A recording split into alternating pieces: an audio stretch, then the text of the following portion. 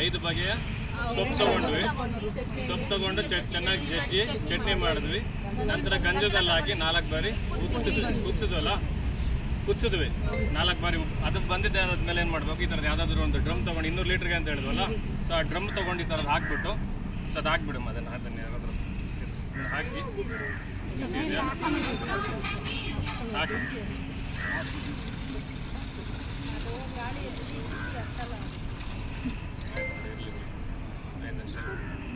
So ಇದರಲ್ಲಿ ಬೇರೆದು ಇತ್ತು ಬಿಡಿ, ಅದರಲ್ಲಿ ಬೇರೆ ಎಲ್ಲ ಇತ್ತು. ಹಾಕಿ ಏನು ಮಾಡಬೇಕು, ಹಿಂಗೆ ಕಲಿಸ್ಬಿಡ್ಬೇಕು ಅಷ್ಟೇ.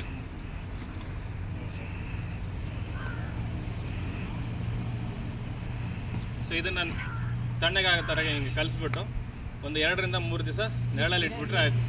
ಸೊ ಇದು ಬ್ರಹ್ಮಾಸ್ತ್ರ ರೆಡಿ ಆಗುತ್ತೆ. ಮತ್ತು ಇದನ್ನು ಸೋರಿಸ್ಬಿಟ್ಟು 6 ಲೀಟ್ರ್ ಇದರಲ್ಲಿ ಸೋರಿಸಿದ್ದು 6 ಲೀಟ್ರ್ ತೊಗೊಂಡು 200 ಲೀಟ್ರ್ ನೀರಿನಲ್ಲಿ ಮಿಶ್ರಣ ಮಾಡಿ ಸಿಂಪಡಣೆ ಮಾಡೋದಷ್ಟೇ.